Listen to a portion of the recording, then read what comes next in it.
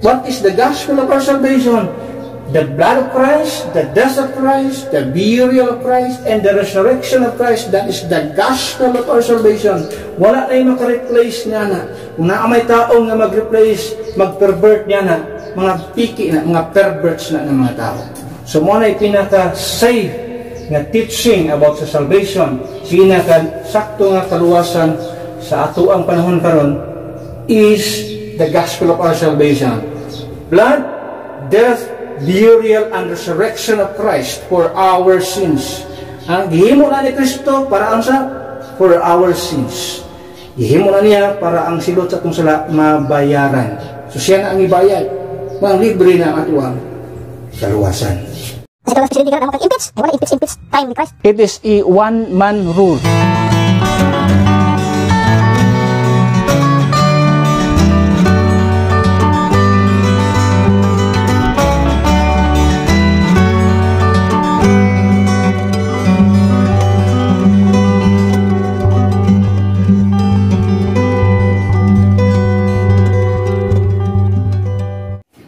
Okay, Hebrews chapter 1 verse number 1. Huwag masahan din sundi siya mga mata. God, who at sundry times and in diverse manners spake in time past unto the fathers by the prophets. So ato makita din ang ato ang text nga igamit is Hebrews 1:1. It says in this passage, God, who at sundry times and in diverse manners, so spake in time past. So muna ito ang basis about sa gitawag og dispensationalism or dispensation, which if we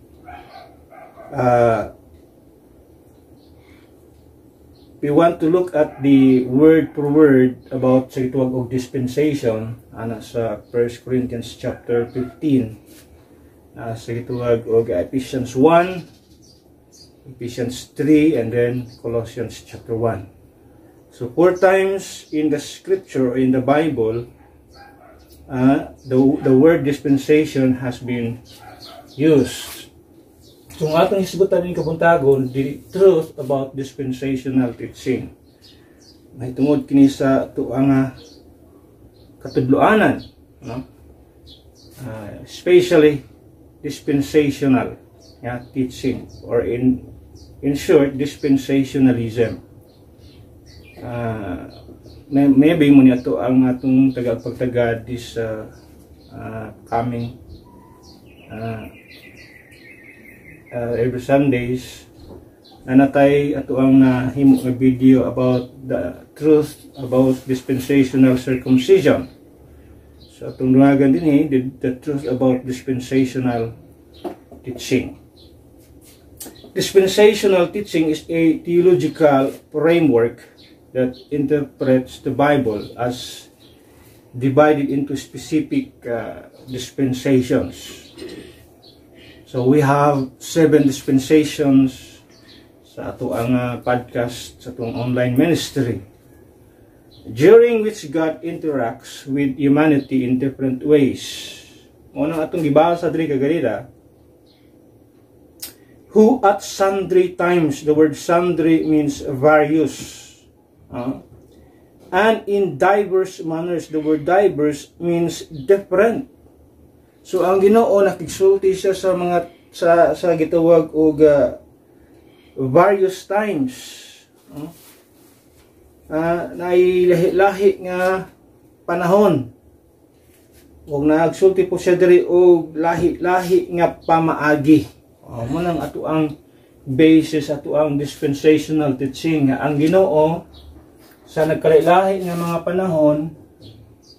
Muni ang lahi-lahi nga panahon, ang atong ibutang dinhi is naala ta sa law, si grace, tribulation, millennium, pero naa pa na uban diri about sa time ni Adam, innocence, natay itong conscience, natay itong human government, natay itong promise, and then natay itong law, and grace, tribulation, millennium. So these are different types of periods, no? At makita sa Biblia, different types of times, and each time doon ay mga different messages. Muna ang gitawag dispensation. In other words, God dispensed His gitawag og message intended for that asa man dapit nga period na siya gihimo nga mensahe. For example, sa Israel and under the dispensation of law, so iyang gidispense ang message, the message of the law. Pag-abot sa gitawag dispensation of grace, iyang gidispense ang message of grace. Then sa tribulation period, iyang i-dispense ang message. Mahitungod sa gitawag o gi-preach ni Jesus Christ nga kingdom gospel. Yan sa tribulation period. But din higit ang pinaka crucial nga time, it is because dali po nga time nga naadiha ang itong everlasting gospel gi-preach. Panan daghan ang i-preach din dili magdawat sa mark of the beast. So it was 666. And then this millennial kingdom is all about the message of peace. Dapat peaceful ang tao, dili gapangita og away. So na ito makita din sa maong mga different gitawag og different times, different periods. Ito makita din different dispensations. Dunay ang dispensation sa gitawag dunay message and then dunay time. So dili pwedeng nga time lang, dili pwedeng message lang. Kada time period na siya message. So nga gi-dispense. Kay kana siya nga message, doon naman siya katapusan. Palitan ang law, natapos ang law. Ilisan siya sa message nga mao ang grace. Munang naatay gitawag din gospel of the grace of God sa dispensation of grace. So muna ito makita din It emphasizes a literal interpretation. Ang kining gitawag dispensational teaching. Ang dispensational teaching emphasizes a literal interpretation of Scripture, especially concerning prophecy, and distinguishes between God's plans for Israel and the church. Mao gyud ato hinumduman sa ato ang lesson nga dunay nagkalahi nga plano ang Dios, especially kini nga group ato makita diri sa ato ang timeline. Now, dalay mga key concepts about dispensationalism. Nagsulti sila nga what is dispensation? So ako nagsulti ganyan ang dispensation sa mga concept na makita. Ug mo to ato ang hihuptan nga concept ng dispensation. It involves God's message and also time. Itawag og time period, period of time nag-involve niya Dili pwede na mawala ng duha. Ang message o ang time na siya dapat sa dispensation, nga i-dispense niya. At ano na kanang i-illustrate ang dispenser, water dispenser mo na pinaka pasok nga illustration sa gitawag og or gitawag og para ma-illustrate ang word nga dispensation or word nga dispensation at gitawag water dispenser. Pareha lang sila nga water pero managlahi nga klase sa water ang iyang gidispense. Pwede siya mo dispense og init na tubig. Pwede siya mo dispense og bugnaw nga tubig. Pero pareha sila nga tubig. The same as sa Ginoo. The same nga message sa Ginoo, pero lahi nga klase sa pag-dispense, managlahi nga mensahe. Lahi ang mensahe sa law, lahi ang mensahe sa grace. So di na siya pwedeng magkauban. Hindi sila pwedeng magparihas. Una ang pinaka nindot nga illustration sa word nga dispensation. So we know about the dispensations or the dispensations of the Bible. In the Bible, doon na gitawag innocence. Adam before the fall. Muna siyang gitawag diha. Then, doon na tayo gitawag conscience. That is from Adam to Noah. Then doon na tayo gitawag human government from Noah to Abraham. Doon na tayo gitawag promise, Abraham to Moses. And then law from Moses to Christ. And then grace, church age from the cross to the rapture. Then kingdom, millennial reign of Christ. Now, why labot ang tribulation period din eh? Yan ang wala siya na-appeal. It is because tribulation period is a continuation of the law. Muram ko na siya ang plano sa Ginoo. Ang plano ko sa Ginoo is ang law up to tribulation.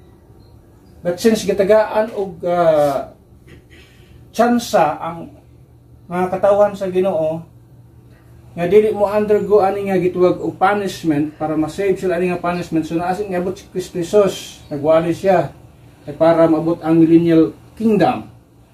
Pero dili wala nila gidawat si Kristo as their Messiah, so ang millennial kingdom na puspong. Kung imong tan-aw ning duha kining law og tribulation period, mao ni siya ang exact plan sa Daniel, the book of Daniel nga gitawag og 70th week. So mo na siya ang pinaka kompleto. Kining duha pinaka kompleto na sila, the 70th week. Ang 69 natapos ito sa cross. Ang 1 week nga giingon sa Biblia 7 years, wala siya pa siyang tapos. Og sa basketball pa na siya. 70 minutes nga basketball ang gihatag. Pag abot sa 69 minutes, abot sa 69, gidula ang 69 minutes.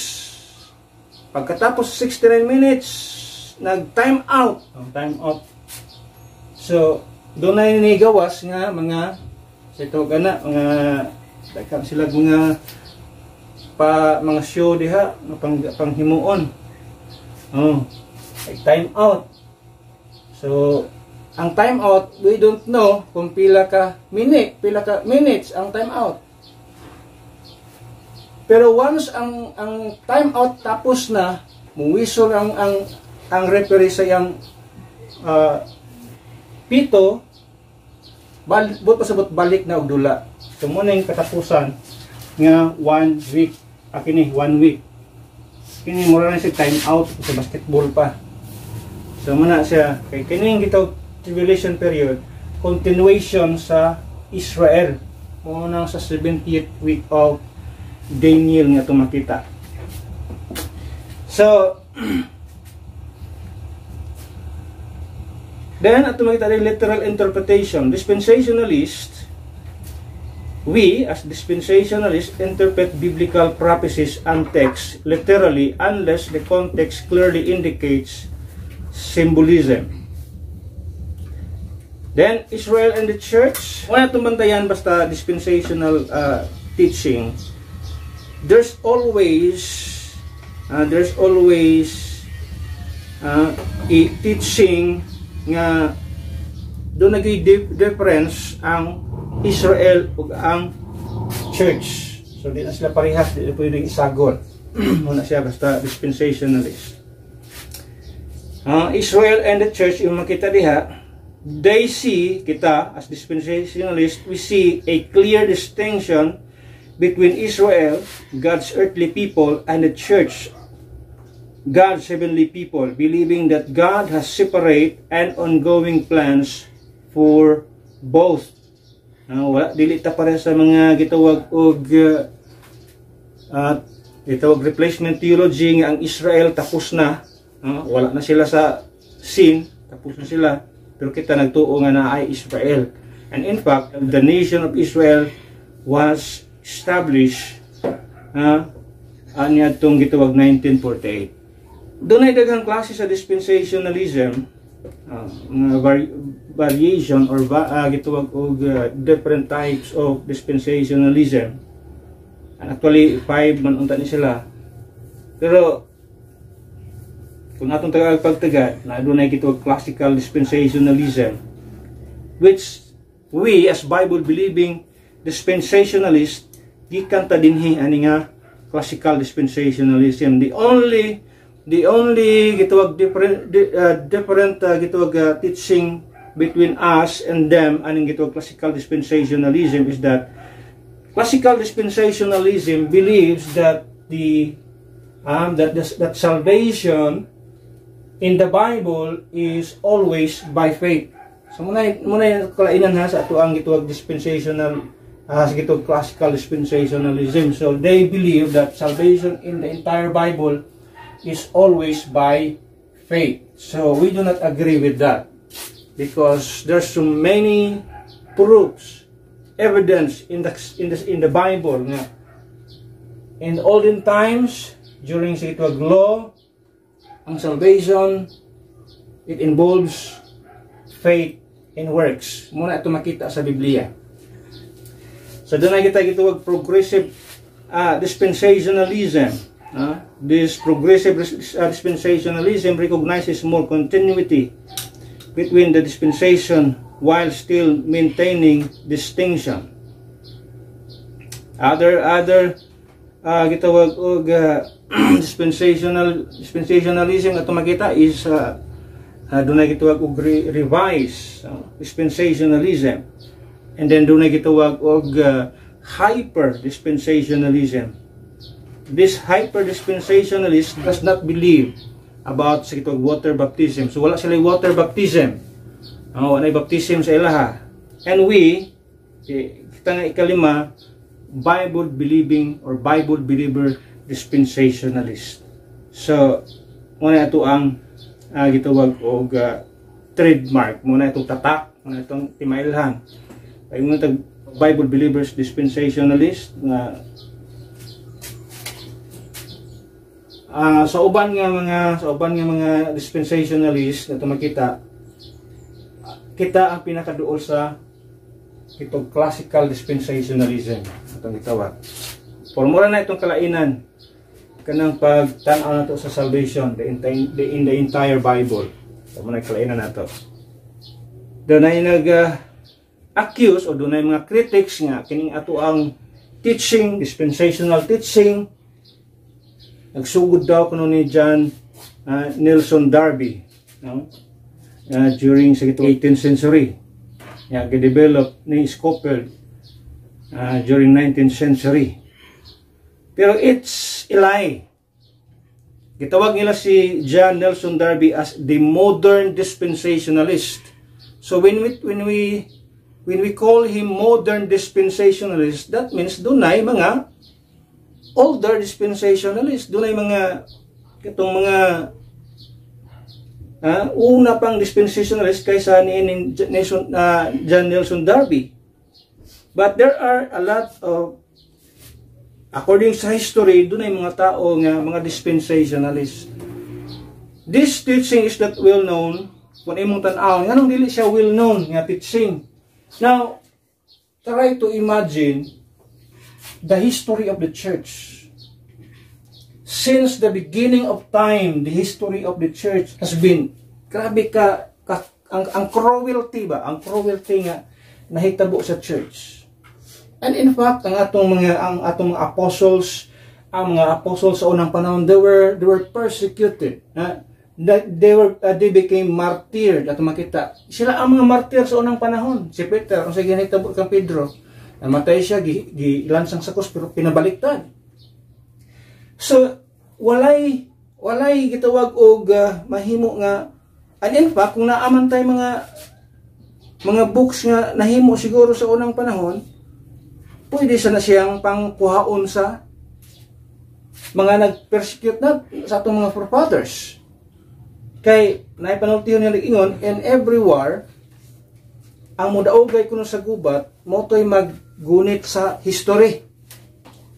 Kung katong pilde, dito kagunit sa history.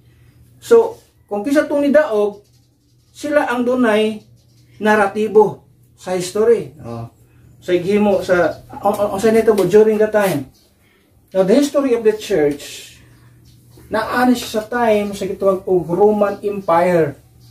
Sa Roman Empire. That's why well known diha ato makita nga the Catholicism at the time ato makita very well known sila tibuok kalibutan. Well known sila. In fact, naa sila yung mga kasimbahanan bisig asang lugar na naman. Sila ang nagkukupot sa history because they control the narrative ana nga time. Pero kung sino itabo sa tinunan nga mga Kristohanon, asa sila? They were in caves, they were in forest, they were in nangalagyo sila bisan asang dapita. Muna yung tinunan nga history nga ito makita din na. They were persecuted, tortured, and in fact, kung sinitabo, ipakaon sila sa leon. Ipakaon sila sa leon. Ipaguyod sila sa kabayo. Can you imagine anong sinitabo sa mga Kristohanon? So how can they produce a narrative nga sama nining ato ang nagunitan karon nga wala sila access sa mga instrument nga pwede nila nga magamit. That is why, pasalamat ta when there's a gituwag og doon na total ba nga pag-adapt, doon na freedom nga gihatag, freedom of religious activity, doon na matay na tayo mga freedom of speech, freedom of expression nga nangabot. Sa ding gitagaan nagkagawasan ang mga tao to choose unsay ilahang sundon nga mga pagtulunan. Dito nang gawas ang daghan kayo mga teaching. Dito nang gawas ang mga Kristohanon nga kaniadto nagtago sa mga kabukiran, nagtago sa mga caves. Onya dito sila gipakita nila nga mo ni ang among teaching, mo ni ang mga teaching among nadawat. So man ang pinaka-lisod kay once ang sa history man God, once kinsa tong nagkontrol sa power, siya ang nagkontrol sa naratibo. Mo nang paggawa sa uban, mga kining mga tawanan, mga heretic ni, ano man, they are not in power. Ang pinakabantugan is the Roman Catholicism. So sila ang magkontrol sa naratibo. Until such time ni gawa si Martin Luther nga gikan pud sa Catholic Church ug naghimo siya yang grupo nga Protestantism. So at least na-divide ang power sa gitong Catholicism na divide into two. So sila na ron ang nag-away. So dito nakagawas, no? Dito nakagawas ang mga Kristohanon nga dugay nga nagtago sa kabukiran, dugay nagtago sa mga kalasangan. Ay nga naman, gipangita sila, pamatyon sila, pangtaralon sila sa hukmanan, pamatyon o ipakaon sa leon. Muna yung naitabo sa mga tinudanay nga Kristohanon. And we have story about that. In fact, daghan mga story ngayon anak ito makita. The story of the true Christian. Nga, grabe yun ang ilang giagian nga mga paglutos. Katong mga grabe og kining itawag og courage. Ilang ginatubang ang mga hari, bisan pa man sa ilang kamatayon. Pero wa sila'y gamay nga regret nga ilahang isulti ang kamatuoran bisan pa magpatyon sila sa mga emperor o sa gitawag o sa mga priest at the time. So, muna ang pait sa gitawag o history. Ano man? Ang naa sa power mo ay nagkontrol sa narrative. Just like nining gitawag ato ang teaching, the dispensational teaching. Pero ato makita nga pag moing ganita og pre-trib rapture ang imong belief, mo ni ang mga pagtulunan sa mga dispensationalist.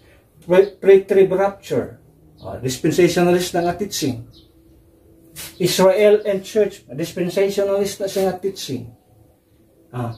Mo na ito makita nga timailhan nga kining tahanan ni dispensationalist na siya. So, dito magdugay sa mga passage. So, ato sa itong content, ito makita din dispensational teaching kriyo na gamay lang itong dalon nga points para dalita. Dispensational teaching provides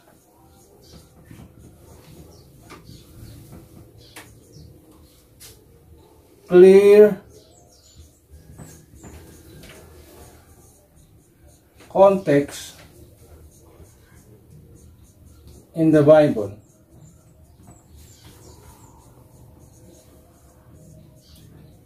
It provides clear context in the Bible. Muna ang dispensationalism or muna ang dispensational teaching.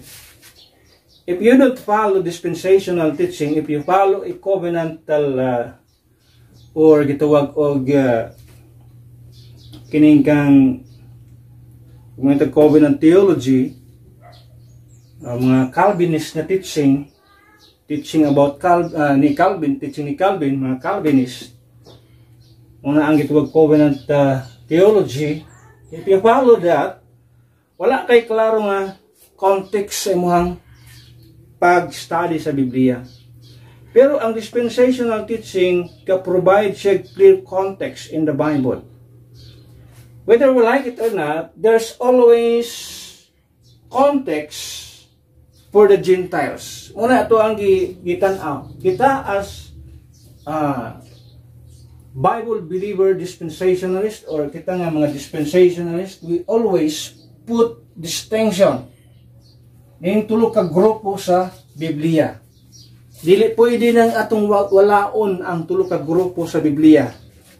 O kinsa nang tulo ka grupo sa tao sa Biblia, ato lang makita sa gitawag og 1 Corinthians chapter 10. Dili na siya pwedeng mawala. Once imo nang walaon ang konteksto ni nga grupo sa tao, diha ang nakita magka magkalanrakas sa nang imuhang doktrina. Di na kaibalo kinsa nang gisulti diha. So yun diya sa Biblia, in verse number 32, 1 Corinthians chapter 10, it says, "Give none offense, neither to the Jews." So dunay three kinds or three types or three groups of people ato makita din Give none offense, neither to the Jews, nor to the Gentiles, nor to the church of God. So ato makita din nga doon na gisgutan diri o nahon nato ning Gentiles o lagi sulti na Jew, but there is always context for Gentiles, for Gentile people. Dili pwede nga ang usa ka context, usa ka passage sa Bible, dili pwede nga usa ka passage sa Scripture, dili nimo siya ila-ilahon para kang kinsa na. There is always context. And context especially sa mga group or groups of people na ito makita sa Biblia. Una-una diya, Gentiles. Na ay mga sulat, na ay mga epistle sa Bible, or na ay mga teksto sa Biblia nga intended para sa mga Gentile people. Although, gamay lang siya ang konteksto sa mga Gentile people, pero at least, naa sa konteksto. For example, may nga ang tao nga, ang law gihatag lang sa Israel. Yes, tinuod na. Ang law gihatag lang sa Israel nga mga tao. How about the Gentile people? So, nila pagkaluwas, now always remember nga ang Ginoo po nagsulti nga, even though they don't have the law, the written law, they have the law of conscience. Ang mga Gentile people, naa sila law of conscience. Ang mga Gentile people, sila na ang mag-determine nga, di man ni maayo kang gibuhat? Conscience dictates. Nga ito makita din ha. Sayop ni. Marag di ni maayo. So, asa na nagibase sa ilang konsensya? Unang kung imong tan-awon, ang chapter 2 sa book of Romans, this is not, although Paul's epistle is intended for the church.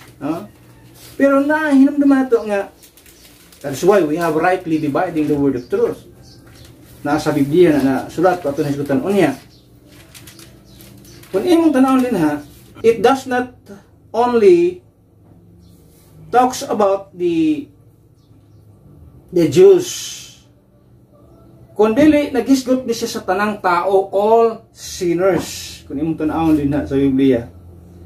So, dili pwede nga siya in verse number 1. Therefore, thou art inexcusable, O man, whosoever thou art that judgest, for wherein thou judgest another, thou condemnest thyself. For thou that judgest doest the same thing.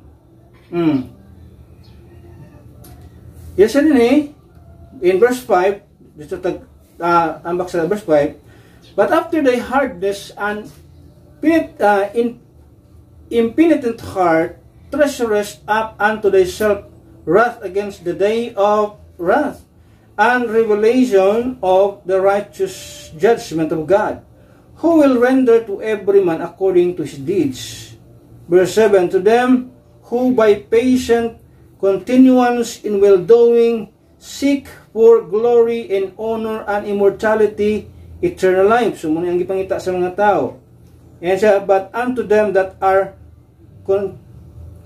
contentious and do not obey the truth, but obey unrighteousness, indignation, and wrath, tribulation and anguish upon every soul of man that doeth evil, of the Jew first, and also of the Gentiles. So, nagisgot siya dito klase nga tao. But glory, honor, and peace to every man that worketh good, to the Jew first, and also to the Gentiles. For there is no respect of person with God. For as many as have sinned without the law, that's Gentile people. Kaya doon ay mga tao nga nakasala, nga walay pinasikat sa balaod. They don't have law. Pero si something niya, for as many as have sinned without law, shall also perish without law. And as many as have sinned in the law shall be judged by the law. So, manang duha ka klaseng tao diha, Gentiles and Jews. For not the hearers of the law are just before God. Sa dili lang katong mga nakakadungog sa balaod, mo'y mahimong tarong at tubangon sa Dios, but the doers of the law shall be justified. Now siya, verse 14, for when the Gentiles which have not the law, ang mga hintil nga walay balaod, iyon siya diya, though by nature the things contained in the law, these having not the law, are a law unto themselves, which show the work of the law written in their hearts, their conscience. Wala sila written law, wala sila balaod, kaya gihatag ang Ginoo sila kinabuhi, but na ay law nga gitawag written in their hearts is sa Biblia, their conscience. So muna ang tao makaingon siya nga, pero di man ni maayaw kang ibuhat. Bisag ba siya kay balo nga walay balaod ana. Pero makaingon siya nga, di maayaw kang ibuhat. Nga naman na, there's a law of conscience. Muna yung sa Biblia. Also, bearing witness and their thoughts, the mean while accusing or else excusing one another. Muna ito makita din ha. So, wala ang pasabot, maray kitawag na ko nga konteksto sa Biblia. When we talk about Gentiles, doon ay mga konteksto sa mga Gentiles. They don't have the law, but they have the law of conscience. Sulod nila. Now, not only gitog Gentiles, but also Jews. Ito makita sa Biblia. Jews. Ang Biblia, dispensational teaching at tumitay, it provides clear context, especially in the context of the Jews. Pag nung the context of the Jews, klaro kayo na pag yung natong law, Israel under the law. So, that's Jewish thing. That's Jewish people. At makita din ha. Dili pwede nga, kung unsay gisulti sa Biblia, munang kumingon ka nga, ang baboy, dili pwedeng kaunon. Kang kinsa ng konteksto. Para kang kinsa ng konteksto sa Biblia nga, ang baboy dili ipakaon, siyempre sa mga Hudyo. Dili ipakaon sa mga Hudyo. Ano naman, that's their law. Balao nila na. Pero ang mahintil, naaba na yan ang klase balaod, of course, they don't have. Ano naman, dili man sa ilang konteksto nga, ang baboy dili ipakaon sa mga Hudyo man na. Muna nga pag-abot din sa sulat ni Apostle Paul para sa church, the body of Christ, every creature ipakaon. Nga naman, we are not Jewish. We are church. We are the body of Christ. Kita ang lawas ni Kristo. And the body of Christ has, wala tayong mga ingunahan nga balahod nga bawal ng wala yung anak sa Biblia, wala yung anak sa New Testament ito magita rin ha. Kung naaman siya gidili sa New Testament, especially sa Tua, is kanang pagkaon o mananap nga namatay, di na ipakaon sa Biblia. Namatay na yung kanon, di ipakaon sa Biblia. Ikaduha, blood, di ipakaon sa Biblia ang blood. Muna isulti sa Bible. May pilosopo uban nga asa ding ihaw ang hayop. Wala na dyan na blood, di ba nagyap na blood? Na blood gyapon ginagman na, di man yung siguro mahawa tanan, pero at least ang gingon sa Biblia nga ayaw kan anang dugo sa dugo imong gipaagas, di ipaagas ran dugo sa yuta buto sabot. Mo man nagikuman sa Ginoo, mangita pa jud pilosopo kay nga tubag. Di man na mahurot ang dugo og kahawa gawa sa lawa sa mananap.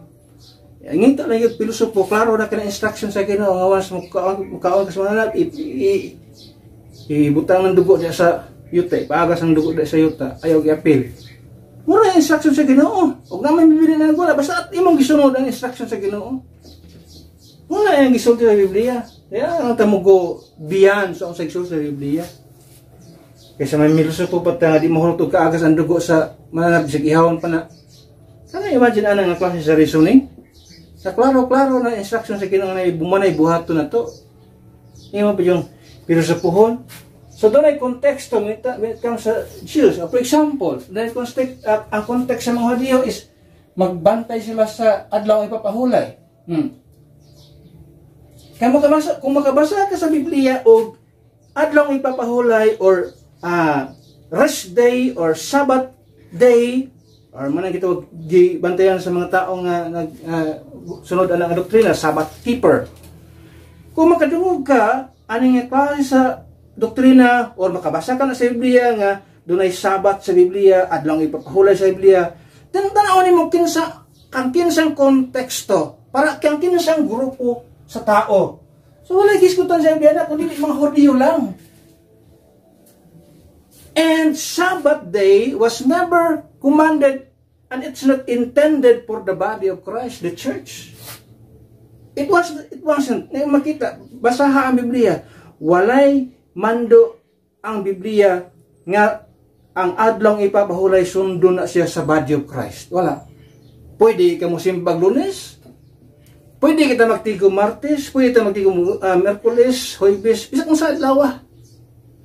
Wala nay adlaw nga labang sa usa ka adlaw. Every day is yang sa Biblia alike.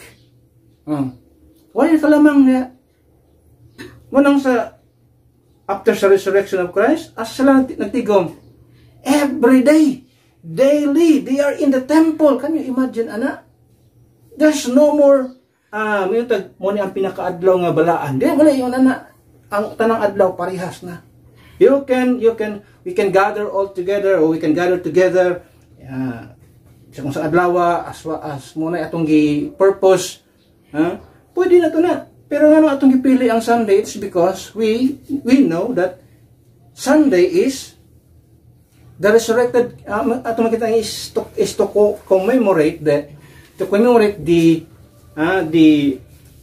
finish, the gitawag og redemption, the finished work of Christ, the redemption of mankind, atong makita natapos ning adlaw, unang adlaw sa ang adlaw sa semana, first day of the week. At munang pagkatapos sa pagluwas ni Kristo sa tao. That's why we choose first day of the week. May mo gisulti sa Biblia. Ang mga disciples nagtigom first day of the week. And after first day of the week, 8 days after, nagtigom na po sila. What is that? That means first day of the week, Sunday.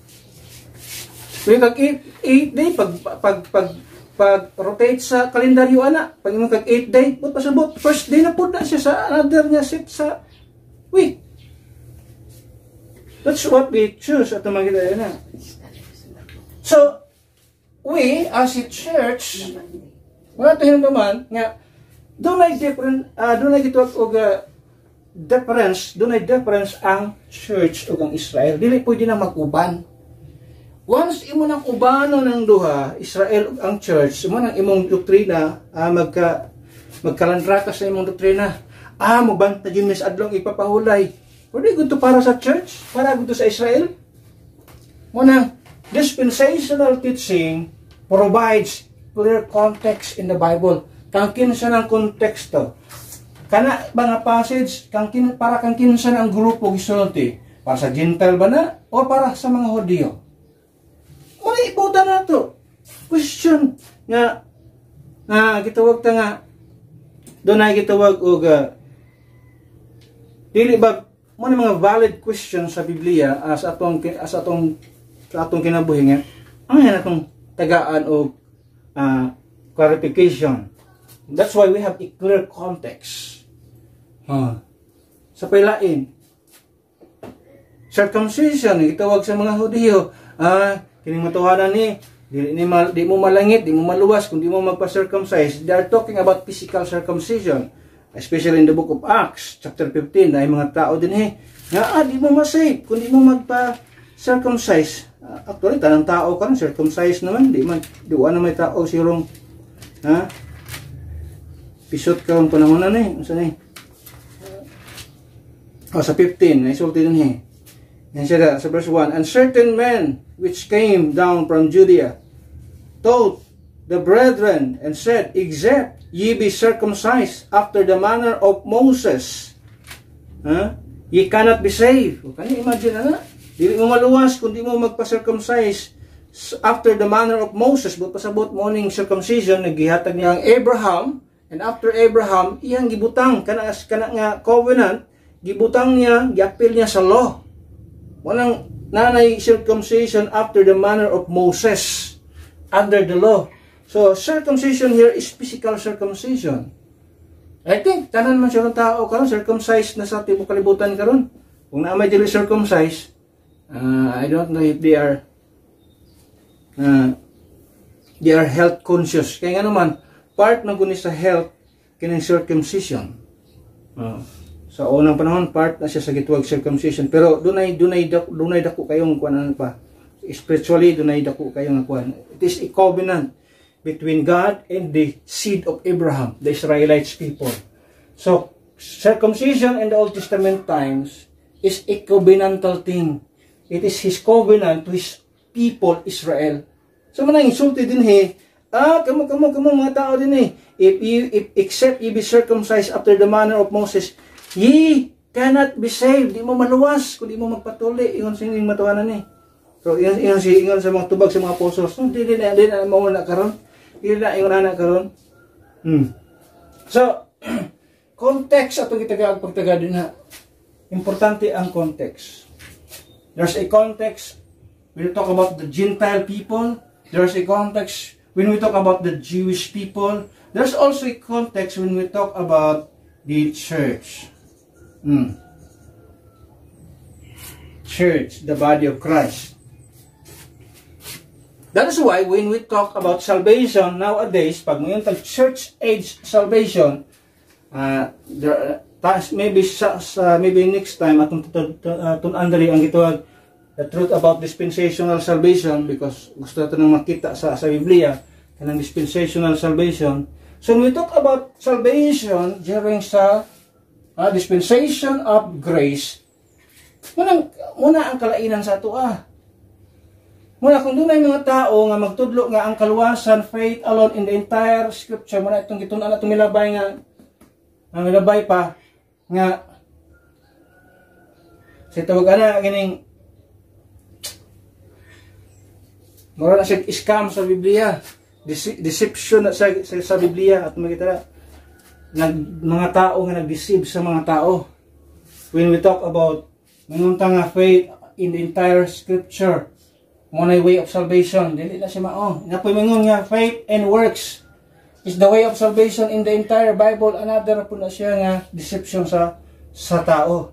So church age, church age salvation is by grace through faith in His blood, in the gospel. Yung tibukan dia. But di ito wag tangon faith in His blood kay muna gitawag sa Biblia. Muna pinaka-accurate nga gisulti sa pulong sa Ginoo. Because when we talk about the gospel is the entirety. Nanadiha ang blood, nanadiha ang death, burial, and the resurrection of Christ. So the blood is the payment, the resurrection is the resibo. Ato nang gisgutan din nga nang importante kayo ang gospel. Pagabot nimo sa gitawag og ato ka sa mall, ato ka sa grocery. So mobayad ka. So sa salvation na bayad, blood. Di ka pwedeng mo gawas sa grocery, nagbit-bit ka og item, nawa kay dalang resibo, dakpon ka sa guard. Manang gitog the entirety of the gospel. Importante kayo nga naa ng gospel. The blood is the payment. The death is the substitutionary death. It is a substitution. Then the burial. That speaks of nga ang kamatayon ni Kristo dili siya mahimo sa tao. Kung pasabot nga ang kamatayon is tinuod to nga namatay si Kristo, mabitang gilubong siya. And then the resurrection is the may resibo nga ang imong sala bayad na. Sa grocery, pag wa kay resibong dala, di ka kagawas dito sa guard. Ano man, basig mo nang kinawat sa sulod. Ano man kay resibo, basig nangawat ka na sulod. So timailan ang pinaka proof nga imuhang item nga gibit-bit is bayad na kay resibo. So ang pinaka-proof ng atong kaluwasan bayad na sa dugo ni Kristo is sa din si Kristo na resurrect. Tapos na, bayad ko na. Human ako bayad. Nabuhay ako balik. Muna'y pruiba sa ato ang itawag kaluwasan nga bayad na ang ato ang salvation. Then, not only it provides clear context in the Bible, but also number 2 nga ito makita din kedua. Number 2, it provides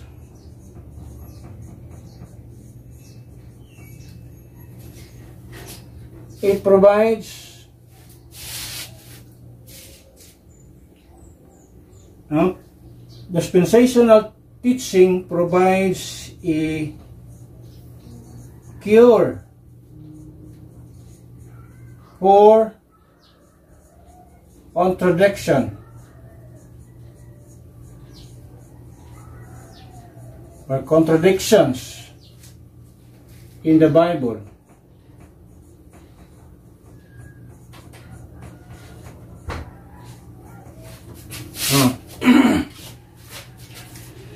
So dispensational teaching provides a cure for contradictions in the Bible.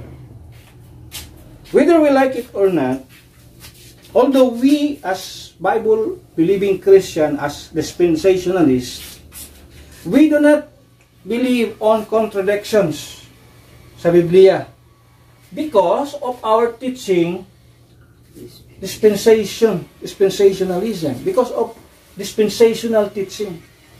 Without this dispensational teaching, the entire Bible has a lot of contradictions. Naghaking contradictions. For example, there's a contradiction on the teaching of forgiveness. When we talk about forgiveness, doon ay mga contradiction yan na. Tanong to, Ephesians chapter 4. Ephesians chapter 4, verse number 32. Ephesians chapter 4, verse number 32. It says, "And be ye kind one to another, tender-hearted, forgiving one another, even as God forgive, or even as God for Christ's sake hath forgiven you." Kasi sulti sa Biblia, napasaylo na mo. Atubangan sa Dios. Yang anong pag-abot diri sa teaching Christ. Matthew chapter 6, verse number 14. Yan sa diha. Sa teaching niya about sa ituwag prayer. This is the model of prayer at tumita, pattern. Pero we do not pray like this. It is just a pattern or a model ng klase sa prayer. Sasagutin niya in verse 14, Matthew chapter 6. "For if ye forgive men their trespasses, your heavenly Father will also forgive you." Nga nung pag-abot din wala pa man lagi na pasaylo. Nga nung dire, sa teaching ni Kristo, kinahanglan pa kang magpasaylo para ka pasayloon. Verse 15, "But if ye forgive not men their trespasses, neither will your heavenly Father forgive your trespasses." Unsa man pagkaunsa ana nga? Ingon diri ni Apostol Pablo sa verse 32, napasaylo na ta. O ya diri pag-abot sa teaching ni Kristo, mapasaylo lang ka kung mapasaylo ka. That's why dispensational teaching is very important. It is the only cure for contradictions nga naa sa Biblia. Now how we settle these things? Ato man ita diha. Kini dispensational teaching. Ang gisulti ni Kristo in this passage is mo ni ang iyahang konstitusyon nga i-apply asa during sa iyang millennial reign. It is his constitutional o yung tag-law, mo ni ang law, constitution, mo ni sundon sa mga tao during sa millennium. Ang gisulti ni Apostol Pablo is during the church age. During the church age, we are already forgiven because of Christ's death, Christ's blood. We are forgiven. Pero kana nga forgiveness, taman lang na sa rapture. Pag-abot sa millennium, another dispensation. Mayroon sa din sa millennium, sa millennial reign of Christ, kung gusto kang pasayloon sa kung amahan, magpasaylo ka sa uban. Kung di ka kapasaylo sa imong igsuon, di po ka pasayloon sa kung amahan. Muna sa millennium. Pero dili na para diri. Kung mubasa ka na ayaw nag-apila, ayaw nag-isipa nga imuha na. Dili na para sa imo, para na sa millennial reign of Christ. Because this passage, Matthew chapter 5, Matthew chapter 6, Matthew chapter 7, is his constitution nga iyang i-exercise o i-execute during sa iyang reign. Dito sa maunga, this is future event. Muni ang content sa iyang giwali or sa mauni siya ang mga pagtulunan nga nagwali siya kingdom of heaven, nagpromise siya og kingdom of heaven, the millennial reign of Christ, og mauni ang mga konstitusyon nga buhaton ninyo during the time. So kung imong tan-awon nga nagka-contradict ning mao nga passage, ang pinaka-solusyon, pinaka-cure niya na is dispensational teaching. Hindi ka mag-mind, ana. Nga naman, sa church age, ingon sa Biblia, you are already forgiven. The moment you trusted the gospel, the moment you believe what Jesus did on the cross, ingon sa Biblia, you are totally and absolutely forgiven. Ingon sa Biblia, completely forgiven. Past, present, and future sins. Gipasaylo na ni Kristo sa krus sa Kalbaryo. Wala ingon niya, dili ka klaro sa gibasa nato din Ano siya diya? And be ye kind one to another. Kantin siya nagsulat sa church. The church. And be ye kind one to another, tender-hearted, forgiving one another. Anong magpasaylo ta sa usa-usa? Because, siya, even as God, for Christ's sake, hath forgiven you. Siya, napasaylo na mo sa Ginoo, tungod kang Kristo. Di mo kapasaylo sa inyong igsuon. Muna mga contradiction nga ito makita sa Biblia. Usa lang sa may example. Another thing nga ito makita din ha. Not only there's a contradiction on the teaching of forgiveness, there's a contradiction on the teaching of eternal life. About eternal life, ano ito eternal life? Kasi isulti ni Apostol Pablo, Romans chapter 6, verse 23. Kasi isulti din na. Romans 6:23. Yung sada, for the wages of sin is death, but the gift of God is eternal life. So, unsa diri ang ingon sa Biblia ni Apostol Pablo? Ang eternal life, gift.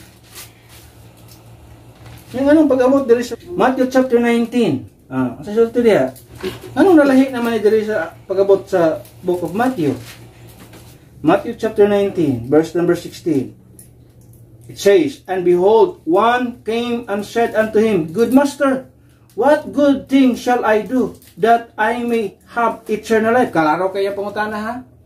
Unsa man nga maayong butang akong buhaton, aron ko makabaton og kinabuhing walay katapusan. Sa sulti ni Kristo Jesus. And he said unto him, Why callest thou me good? There's none good but one, that is God.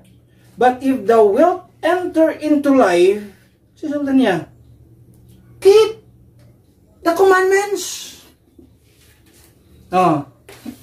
So there's a contradiction.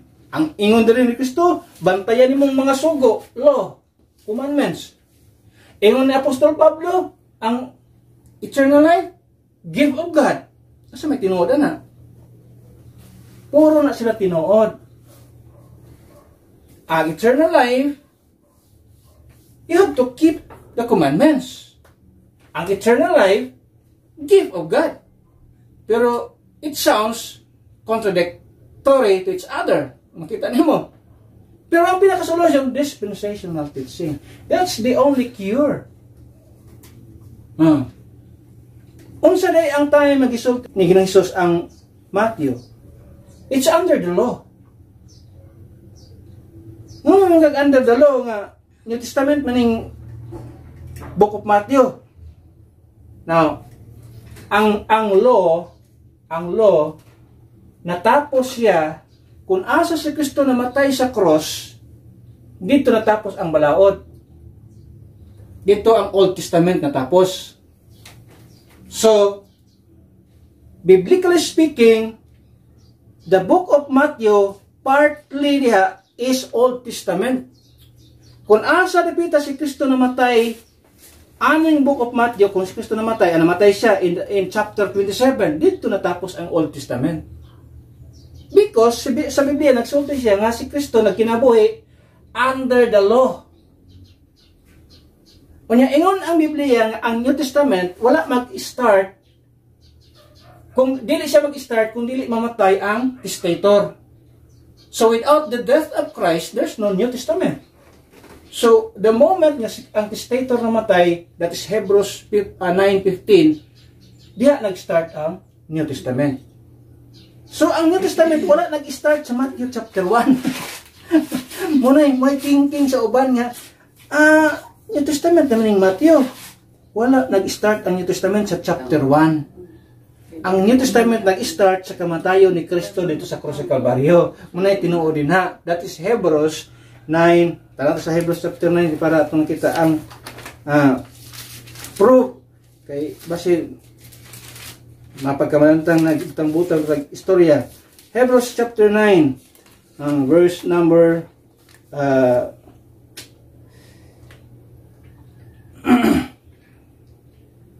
okay, verse number 16. It says, for where a testament is, there must also of necessity be the death of the testator. So without the death of Christ, no New Testament nga mailan na to. Walay New Testament kung walay kamatayon ni Kristo. There must in necessity be the death of a testator para na ay testament ng matawag. Muna gitawag New Testament, dito na sugod sa kamatayan ni Kristo. So basically, itong makita diya nga before the cross, that's Old Testament. So ang giingon sa Matthew chapter 19 is partly at makita Old Testament.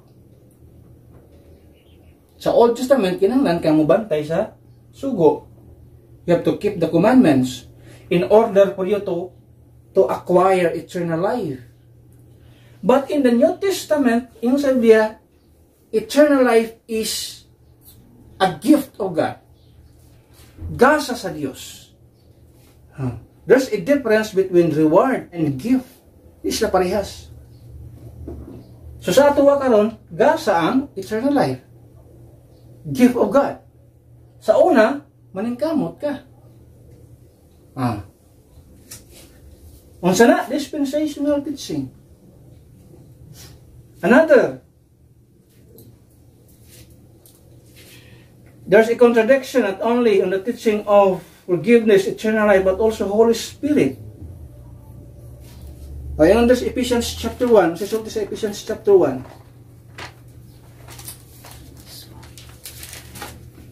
Ephesians chapter 1.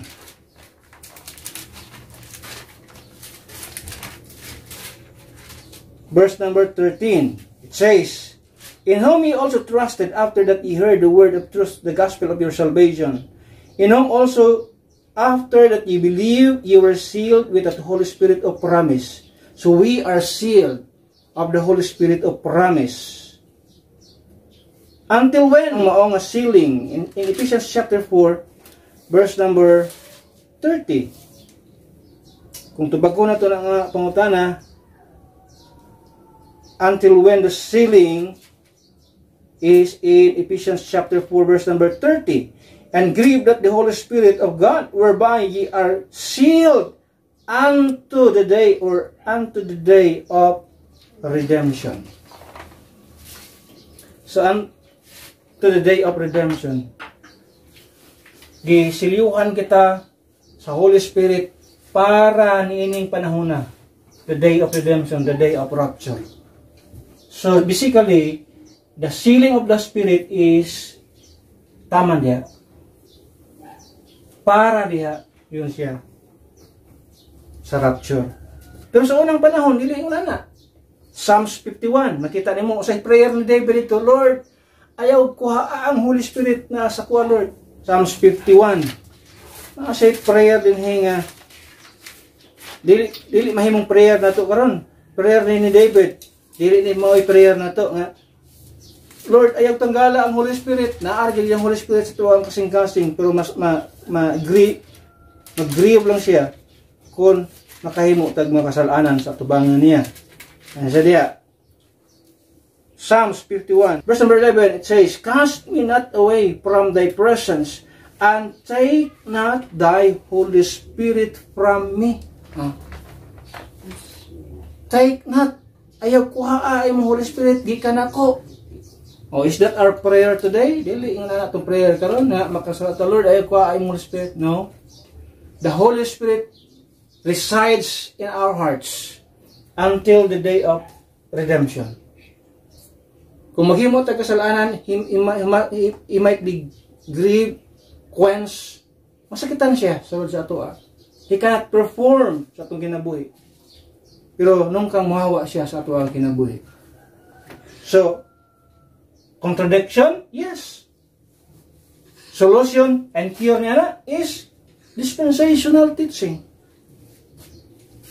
Another, righteousness. Ito makita. Ang sisulti sa Romans chapter 3, verse number 20. Romans 3, verse number 20. Yun sila. Therefore, by the deeds of the law, there shall no flesh be justified in his sight. For by the law is the knowledge of sin. Klaro sa Biblia, nga pinaagi sa pagbuhat, subay sa balaod, yun siya walay tao nga pagamatarungon sa iyang atubangan. So by doing something good in accordance to the law, dili ka mahimong righteous or tarong atubangan sa Dios. Tan-awon mo ang Luke chapter 1, Luke chapter 1. May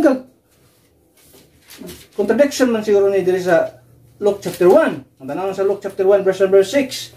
Yun and they were both righteous before God. Anong righteous sila before God? Yung sunod diha, walking in all the commandments and ordinances of the Lord. Blameless. Ingon ni Paul, walay taong patigamataro mo na tubangan sa Ginoo pinagis pagsunod sa balaod. Kailangan na ginahimong tarong din eh. Kini si Zacarias. Sila si Elizabeth at tumangita din na. Anong tarong mo na sila? Again, dispensational teaching. In the dispensation of law, pwede ka mahimong tarong at tubangan sa Dios. Muna gi-allow sa Ginoo sa ilang time. Pwede ka mahimong tarong at tubangan sa Ginoo under the law. Pero under sa grace, in the dispensation of grace, dili ka na mahimong tarong at tubangan sa Ginoo by following the law. Dili na. Muna ingin Apostol Pablo, dili na pwede na karon. Our righteousness is based on Christ's righteousness, imputed righteousness. Dili tong righteousness which is of the law. The cure, dispensational teaching. Klaro ka sa Biblia?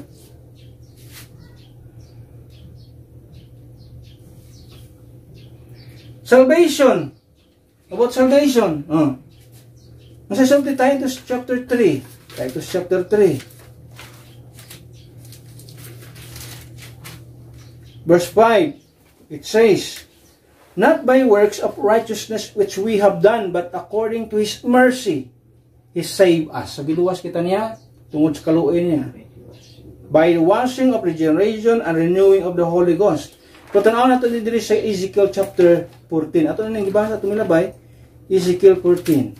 In verse number 14, ingon diha, though these three men, Noah, Daniel, and Job, were in it, they should deliver but their own souls by their righteousness, saith the Lord. Verse number 20. Though Noah, Daniel, and Job were in it, as I live, saith the Lord, they shall deliver neither son nor daughter, they shall but deliver their own souls by their righteousness. So Old Testament times, righteousness, self-righteousness, to be exact, is necessary for salvation. Although salvation is not heaven, salvation is dito sa gitwag o Abraham's bosom. Pero yung sa atong ibasa, not by works of righteousness which we have done. Sa ato dili sa atong righteousness nga gihimo, but according to His mercy. Pero sa Old Testament, ma-deliver nila ilang kalag by their own righteousness. Can you imagine na? Contradiction? Yes. Tubag, ang cure. Dispensational teaching. So, the truth about dispensational teaching provides clear context in the Bible, provides a cure for contradictions in the Bible. But, ato makita din number 3, provides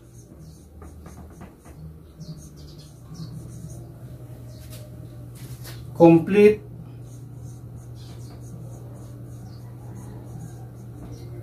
caution in the Bible.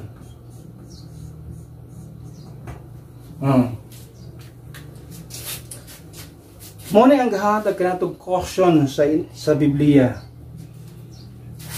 Dispensational teaching. That is why ang pinaka paborito nato when we talk about dispensationalism is 2 Timothy 2:15. 2 2 Timothy chapter 2, verse number 15, it says, "Study to show thyself approved unto God, a workman that needeth not to be ashamed, rightly dividing the word of truth." So muna pinaka-question sa katao. If you are a man of God, kung anak ka sa Diyos, if you are a child of God, ang pinaka-complete nga question is dispensational teaching, which is rightly dividing the word of truth. Dili ni siya to divide right and wrong. Dili. Kaya basin ang thinking sa tao nga, kung saan ang rightly dividing the word of truth sa Biblia, i-divide na to ang insakto, ang sayop. Dili yun, ana. I-divide na to ang dautan o ang gitawag og maayo. Dili yun ana ang pagkasulod sa Biblia. Iyon siya, ang atong i-divide is the word of truth. The Bible is the word of truth. Walay word of lies din sa Biblia. Ang atong i-divide, word of truth. There is a truth intended for the Gentile people. There is truth intended for the Jewish people. There is truth intended for the church. That's the truth nga to i-divide. Muna ang caution gihatag sa Ginoo sa tuwa. Magmatngon ka, mag-amping ka nga sa imong pagdala sa Biblia, dili paltos ang imong gitudlo. Dapat ang imong gitudlo nag-abide sa unsay gihatag nga method nga gisulti sa Biblia, rightly dividing the word of truth. Kung ngayon gagaron nga ang pagkaon sa Biblia naay gipanggilit nga pagkaon, wala naman na gi-rightly divide. Kung ngayon gagaron nga ang adlaw ipapahulay gitawag o gitudlo sa church, wala ka nag-rightly divide. Muna ang pasabot sa right division. Gitagaan dag caution sa Ginoo, kumplito nga caution pag-amping sa pagdala to sa Biblia. Dapat atong gamiton ang Biblia sa insakto nga paggamit. Kay sa whether we like it or not, mandubag ta ani sa Ginoo pag ang atong gitudlo dili mao. Nagtudlo tag katudloanan nga para sa mga Hudiyo, ya gitudlo nato sa church, manubag sa Ginoo niya na. Nagtudlo kag doktrina nga intended para sa mga Hudiyo, dili para sa church, manubag ka sa Ginoo niya na. For example, nagtudlo ka og tithing, giving, tithing ato imbutang specifically, nagtudlo kag tithing sa imong simbahan nga iyon sa Biblia, tithing is Jewish thing. Walay tithe sa gitudlo ang Biblia para sa body of Christ. Ang iyang gitudlo nga form of giving is grace giving. Muna ang gitudlo. Nagtudlo ka sa imong simbahan karon og gitawag og first fruits offering. Gitudlo nimo sa church, first fruits offering. Walay gitudlo na sa Biblia nga first fruits offering. Ang first fruits is a feast of Israel. Para sa mga Israelites people, usa sa mga 7 feast. Ang gitawag og first fruits. Our first fruits in the dispensation of grace is Christ. Kadtong mga na-resurrect, kauban ni Kristo, gitawag sila first fruits. But first fruits in the Bible, especially in the dispensation of grace, has some connection sa gitawag og giving. Dili siya connected sa giving. Ang first fruits. We have giving now in the dispensation of grace. Nga gitudlo ni Apostol Pablo, grace giving. Manubag ka na sa Ginoo. Ang pagtanaw sa Ginoo ang imong gitudlo karon nga mag-giving na scammer ka, nag-deceive kag mga tao. It is you have done it para lang maging luxurious ang imong kinabuhi. Muna'y pait kayo, muna'y lisod kayo. Daghang kayong mga gihimo lang ang Biblia ang pangwarta sa mga tao karong panahon na. Muna'y sad thing nakakahitabo sa gituwag o panahon sa gituwag sa history of the church ato makita rin na. So kung doon na may mga tao nga nagtudlo nga na ay may palayo mo niya ng klase sa mga tao. They are not teaching the Bible in right division, or itawag in kanabang pagsunod sa unsay method sa Ginoo nga rightly dividing the word of truth. Walay gitudlo yon ana. That is why kung ay mga taong gatudlo nga dili siya nagsubay sa kitog right division, na ay mga taong gatudlo nga wala nag-rightly divide sa scripture or sa word of truth, pahawa diya nga naman manubag ka sa Ginoo niya, manubag mo sa Ginoo niya. Ang tao nga nagtudlo manubag sa Ginoo, ang tao nga naminaw manubag yapon sa Ginoo niya na. Ano naman sa tubangan sa Ginoo, one day we will face God in the future. Now tanan nga gitudlo, tanan nga tong gidawat, especially kung nagpaminaw kag dili maayo nga gospel, di mao nga gospel, di maong salvation, lahi nga salvation, lahi ang pamagi sa salvation, kaysa salvation nagsulti ni Apostol Pablo. Kung muna yung paminaw, ikaw ang manubag na sa katapusang mga adlaw. Ang pinaka sakto nga salvation nga ato makita nga gitudlo sa Biblia is through the gospel. We have the gospel of our salvation. What is the gospel of our salvation? The blood of Christ, the death of Christ, the burial of Christ, and the resurrection of Christ. That is the gospel of our salvation. Wala na yung makareplace niya na. Kung naamay taong nga mag-replace, mag-pervert niya na, mga piki na, mga perverts na ng mga tao. So muna yung pinaka-safe nga teaching about sa salvation, pinaka-sakto nga kaluwasan sa atuang panahon karon is the gospel of our salvation. Blood, death, burial and resurrection of Christ for our sins. Ang gihimo na ni Kristo para sa for our sins. Gihimo na niya para ang silot sa atong sala mabayaran. So siya na ang ibayad. Mga libre na ang atuang kaluwasan.